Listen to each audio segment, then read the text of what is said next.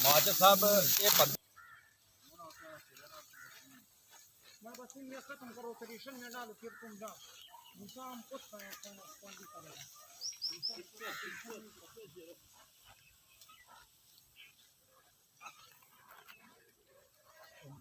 बड़े ठंडे हो